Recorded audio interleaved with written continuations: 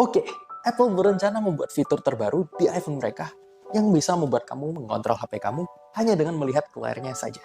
Dan menurut rumor, fitur ini akan datang ke iOS 18. Dan aku bisa bayangkan akan ada banyak orang yang menggunakan fitur ini saat sedang makan siang atau saat sedang rebahan di ranjang. Tapi, apa kamu tahu? Sebenarnya Android juga sudah memiliki fitur yang sangat mirip. Hanya saja, kamu bisa mengontrol HP kamu dengan gesture. Dan ya, ini hanya eksklusif di Android saja.